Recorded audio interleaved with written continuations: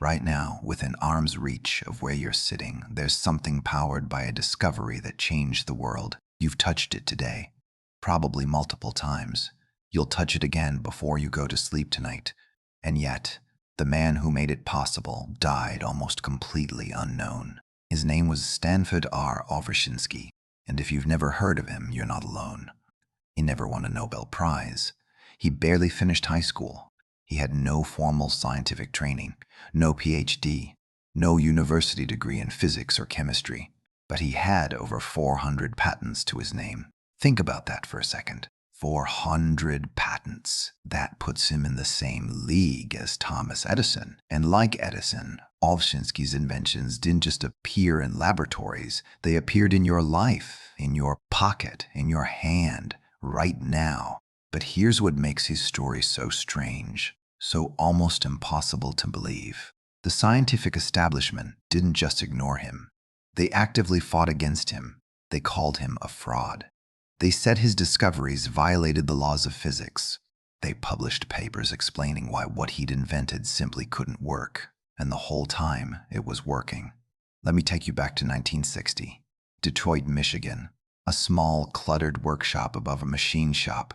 No corporate funding, no government grants. Just a self-taught inventor with an idea that seemed, to everyone who heard it, completely insane. Ovshinsky believed he could create a material that would revolutionize how we store and use energy. Not just improve it, revolutionize it. At the time, the technology for portable power was primitive, heavy, inefficient, limited. If you wanted something to run without being plugged into a wall, your options were severely restricted. The materials available simply couldn't hold enough energy in a small enough space. It was a fundamental limitation that every scientist in the world accepted.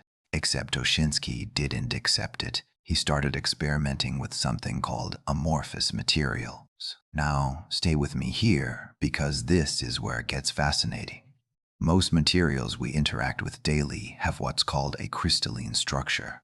Think of it like a perfectly organized library where every atom is in its designated spot, arranged in neat, repeating patterns. Diamond is crystalline.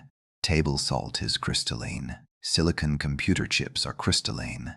But amorphous materials, they're chaos. Beautiful, useful chaos. The atoms are jumbled, disordered, seemingly random, like books scattered across a floor instead of arranged on shelves. For decades, scientists believed this disorder made amorphous materials essentially useless for anything sophisticated. Ovshinsky thought the opposite. He believed that this disorder, this chaos at the atomic level, could be precisely what made certain materials special. Revolutionary even. He theorized that in this jumbled atomic structure, you could create pathways for energy that simply couldn't exist in crystalline materials. Highways for electrons that could carry and store power in entirely new ways. The scientific community laughed. Papers were written dismissing his theories. Journal editors rejected his submissions.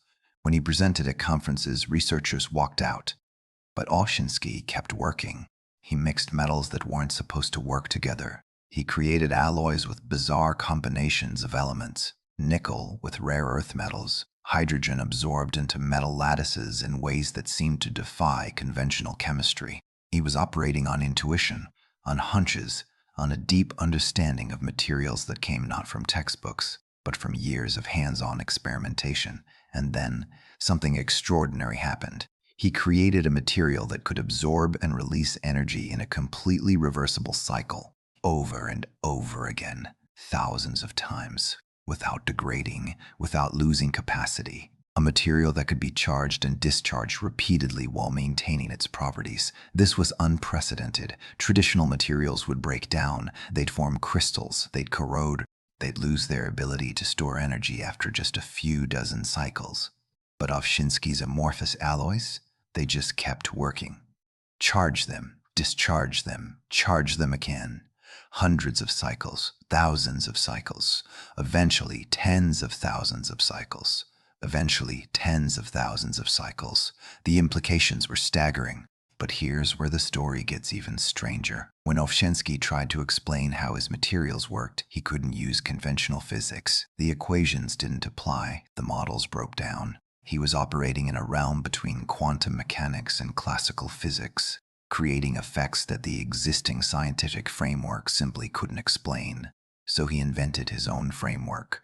He called it ovonics, a combination of his name and electronics. He developed entirely new theories about how disorder at the atomic level could create order at the functional level. He described electron transport in ways that made traditional physicists uncomfortable. He talked about structural flexibility, creating electrical properties that rigid crystalline structures could never achieve. And the establishment hated it. Major universities refused to take him seriously. Leading scientists published rebuttals. One prominent physicist famously said that Ovshinsky's theories were not even wrong, meaning they were so far outside accepted science that they couldn't even be properly categorized as incorrect. But then companies started paying attention, because while scientists were arguing about theory, Ovshinsky's materials were producing results. Real, measurable, reproducible results. Energy storage that surpassed anything available at the time. Power density that made entirely new applications possible. Cycle life that meant his technology could last for years, even decades. General Motors became interested, then Toyota, then Panasonic, Texaco, and eventually the entire consumer electronics industry. By the 1990s, Ovshinsky's discoveries were being manufactured at industrial scale. Factories in Japan, China, Korea, and the United States were producing millions of units based on his patents. The technology was appearing in devices that people used every single day, and almost none of them knew his name. Here's what makes this even more remarkable. Ovshinsky's materials had properties that seemed almost magical. They could operate in extreme temperatures where other technologies failed. They could be charged incredibly quickly without overheating or degrading. They could be manufactured in virtually any shape or size. They were relatively safe, less prone to the catastrophic failures that plagued earlier technologies.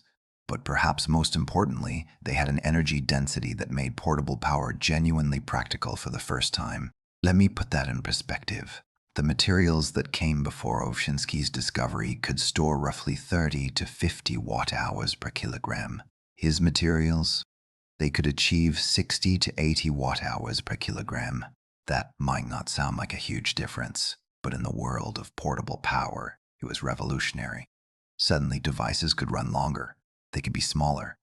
They could do more. Things that were impossible with previous technology became not just possible, but commonplace. Your laptop, made practical by Ovshinsky's work. Your power tools, same technology. Early hybrid vehicles, they ran on his discovery. The portable electronics revolution of the 1990s and early 2000s, powered in large part by the materials this self-taught inventor developed in a workshop above a machine shop in Detroit. But here's what's truly mind-blowing. Ovshinsky didn't just stumble onto one useful material. He developed an entire family of amorphous metal alloys, each with different properties, different applications, different capabilities. Some were optimized for high power output, others for energy storage. Some could withstand extreme cold, others operated perfectly in desert heat. He created a whole periodic table of possibility, and he did it by trusting his instincts over accepted wisdom, by believing that disorder could be more powerful than order, by seeing potential where everyone else saw only chaos. The irony is almost painful. While the scientific establishment was dismissing him, he was solving problems they said couldn't be solved. While they were insisting his theories violated fundamental laws, he was filing patent after patent, each one describing a new application, a new material, a new way of harnessing energy. By the time mainstream science caught up and began to understand why his materials worked, they were already in hundreds of millions of devices worldwide. Ovshinsky had proved them all wrong, not with arguments, not with papers, but with results. Now, I know what you're thinking. If this technology was so revolutionary, if it changed the world so completely, why isn't his name as famous as Edison's? Why don't we learn about him in school? Why isn't there an Ovshinsky Prize for innovation? The answer to that question reveals something profound about how innovation actually happens, about who gets remembered and who gets forgotten. about the difference between invention and recognition. But there's another layer to this story, because while Ovshinsky's discovery transformed portable power, it wasn't his only contribution. He also pioneered solar technology, rewritable optical media, and computer memory systems. He held fundamental patents in phase-change materials that made CDs and DVDs possible. His work on thin-film solar cells preceded the modern solar industry by decades. This wasn't a one-hit wonder. This was a lifetime of revolutionary thinking. And yet, when he died in 2012, most obituaries ran on the back pages. Most news outlets barely covered it.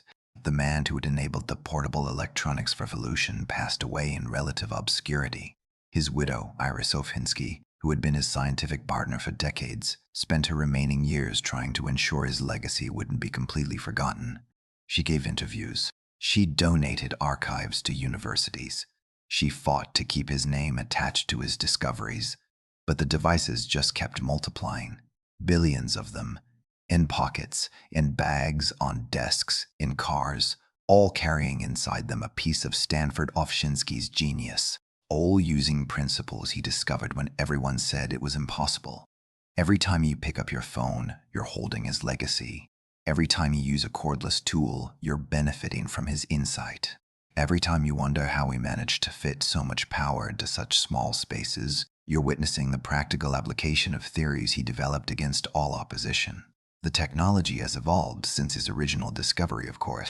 Other inventors have refined it, improved it, built upon his foundation. But the core principle, using amorphous metal alloys to store and release energy through reversible chemical reactions, that's still Ovshinsky. That's still the foundation he laid in that Detroit workshop more than 60 years ago. Think about the timeline for a moment. In 1960, portable electronics barely existed. Transistor radios were cutting edge. Computers filled entire rooms. The idea of carrying a device in your pocket that could make phone calls, play music, take photographs, access the sum of human knowledge, and run for hours without being plugged in. Pure science fiction. Ovshinsky saw the path to making it real. He understood that the limitation wasn't in the circuits or the software or the displays. It was in the power source. It was in our ability to store enough energy in a small enough space to make portable devices genuinely useful. Solve that problem, he realized, and you unlock an entire technological revolution. So he solved it. But the story of how his discovery actually works, how those amorphous metal alloys manage to store and release energy so efficiently, how they survive thousands of charge-discharge cycles without falling apart, how they achieve energy densities that were thought impossible, that's where this gets really interesting. Because inside these devices, at the molecular level, something remarkable is happening. Something that still challenges our understanding of materials science. Something that represents one of the most elegant solutions to an engineering problem in modern history. Here's the key insight that Ovshinsky had. In the crystalline structure, atoms are locked in place. They can't move, they can't adapt, they can't adopt changes in their environment without breaking apart. It's rigid, fixed, unforgiving. But in an amorphous structure, atoms have flexibility. They can shift, they can adjust, they can accept foreign atoms like hydrogen into their lattice without shattering the structure. The disorder that scientists thought was a weakness was actually the material's greatest strength. When you charge one of these devices, you're not just pushing electrons around, you're actually inserting atoms into the metal lattice. Hydrogen atoms, specifically. They squeeze into the gaps between the metal atoms, fitting into spaces that exist only because the structure is disordered. In a crystalline material, this insertion would create stress points. The rigid structure would resist. Cracks would form. The material would degrade. That's why earlier technologies failed after relatively few cycles. But Ovshinsky's amorphous alloys, they absorb the incoming atoms like a sponge absorbs water. The disordered structure flexes, accommodates, adjusts. The hydrogen atoms nestle into the gaps. And when you discharge the device, the process reverses. The hydrogen atoms come back out. The structure returns to its original configuration. No stress, no cracks, no degradation. Do this once, you've charged and discharged a device. Do it 10,000 times, and you've got a technology that can last for years. This reversibility, This ability to cycle over and over without breaking down was the holy grail of portable power. And Ovshinsky achieved it by embracing chaos instead of fighting it. The applications seemed endless. Cordless power tools that could run for hours and last for years. Portable computers that could actually be portable. Medical devices that could be implanted in the human body and continue functioning reliably. Emergency backup power systems. Electric vehicles. Grid-scale energy storage. Every application that needed reliable, rechargeable, portable power suddenly became feasible, and industry responded. By the late 1990s, Ovshinsky's nickel-metal hydride technology, we'll call it NiMH for short, was being manufactured by the billions of units. It became the standard for portable electronics. It powered the first generation of hybrid vehicles. It made cordless phones practical. It enabled the laptop revolution. For a glorious period of the 1990s and early 2000s, if you owned anything cordless, anything portable, anything that needed to run without being plugged in, there was a good chance it was running on Ovshinsky's technology. But then something unexpected happened. A new technology emerged, one that promised even higher energy density, even lighter weight, even more power, and even less space. A technology based not on metal hydrides but on lithium ions moving between layered structures. The lithium-ion revolution was beginning, and it would eventually eclipse Ovshinsky's discovery in many applications. But here's what most people don't realize. Ovshinsky's work paved the way for lithium-ion technology. His insights about amorphous materials, about structural flexibility, about reversible energy storage, informed the development of the technologies that would eventually surpass his own. He didn't just create one solution, he opened up an entire field of inquiry. And his technology didn't disappear. Even today, NiMH cells are still manufactured by the millions. They're still used in hybrid vehicles, in certain industrial applications, in situations where their unique properties, high current capability, excellent low-temperature performance, superior safety characteristics make them the best choice. Ovshinsky's discovery didn't become obsolete. It became foundational. But there's a deeper question here. A question about recognition and legacy and what we choose to remember. Why do some inventors become household names while others fade into obscurity? Why do we know Edison and Tesla, but not Ovshinsky? Why does the man whose work enabled the portable electronics revolution remain virtually unknown? Part of it is timing. Ovshinsky's peak productive years came during a period when the cult of the individual inventor was fading. Companies, not individuals, were getting credit for innovation. Corporate research labs, not lone tinkerers, were seen as the engines of progress. Part of it is presentation. Ovshinsky wasn't a showman. He didn't do dramatic demonstrations. He didn't cultivate a public persona. He was too busy inventing to worry about publicity. And part of it is simply the nature of his discovery. Energy storage isn't sexy. It's not something you can easily demonstrate or explain. It's hidden inside devices, invisible, taken for granted. People marvel at what their gadgets can do, not at what powers them. But maybe the biggest reason is that Ovshinsky's story doesn't fit the narrative we like to tell about innovation. We want our inventors to be credentialed. We want them to come from prestigious universities. We want their discoveries to be validated by the scientific establishment before we celebrate them. Ovshinsky was none of those things. He was self-taught. He worked outside the system. He succeeded despite the establishment, not because of it. And that makes us uncomfortable. Because if a high school dropout working in a machine shop can revolutionize energy storage, what does that say about our expensive universities and prestigious laboratories? If someone with no formal training can solve problems that PhDs said were unsolvable, what does that say about our credentialing systems? Ovshinsky's success was, in a way, an indictment of conventional wisdom, and we don't like to celebrate those who make us question our assumptions.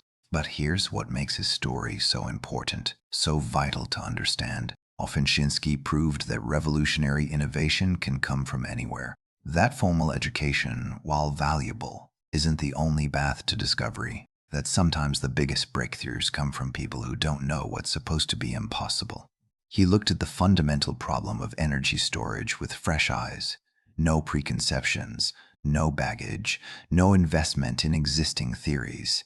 just a deep, intuitive understanding of materials and an willingness to experiment with combinations that conventional wisdom said wouldn't work. And that freedom, that outsider perspective, allowed him to see possibilities that insiders missed. The amorphous metal alloys he created weren't just incrementally better than what came before, they were categorically different. They represented a paradigm shift in how we thought about materials science, about energy storage, about the relationship between structure and function. Ovshinsky didn't improve on existing technology. He invented an entirely new category of materials, and those materials changed everything. They made the portable electronics revolution possible. They enabled the first generation of electric and hybrid vehicles. They created industries that didn't exist before. They put power in the hands, literally, of billions of people worldwide, all because one self-taught inventor refused to accept that something was impossible just because everyone said it was. Now, as we sit here in 2026, surrounded by devices that owe their existence to Ovshinsky's work, powered by technologies that built upon his discoveries, it seems almost criminal that his name isn't universally known, that we don't teach about him in schools, that he died without the recognition he deserved. But maybe that's not the right way to think about it. Maybe the fact that billions of people use his technology every day without knowing his name is actually the greatest tribute. Maybe the complete integration of his discovery into the fabric of modern life is the ultimate validation. Maybe being so successful that you become invisible is the highest achievement an inventor can reach. Ovshinsky didn't invent something that sits in a museum. He invented something that sits in your pocket, in your car, in your workshop, in your laptop bag. His legacy isn't bronze statues or buildings named in his honor. His legacy is the portable, wireless, cordless world we now take for granted. And as we stand on the edge of an even greater energy revolution, with electric vehicles becoming mainstream, with renewable energy storage becoming critical, with the entire world needing better, cleaner, more efficient ways to store and use power, Ovshinsky's insights are more relevant than ever. The principles he discovered, the materials he invented, the framework he developed for thinking about amorphous structures and energy storage, all of it continues to inform the cutting edge of materials science. The revolution he started in a Detroit workshop is still unfolding, but there's one more twist to this story. One more revelation that makes Ovshinsky's achievement even more remarkable. Because the technology I've been describing, the discovery that changed the world, the invention you touch every day, it wasn't even his most important contribution to science. His work on rewritable optical media, on phase change materials, on solar energy, on solid-state memory, each of these could have been a career-defining achievement on its own. Any one of these discoveries would have secured the legacy of a conventional scientist, but Ovshinsky wasn't content with one revolution. He wanted to remake the entire energy landscape, and in many ways he did. The question is, will we remember him for it, or will he remain what he is now, the most important inventor you've never heard of, the man whose work is everywhere but whose name is nowhere? The answer to that question might say more about us than it does about him.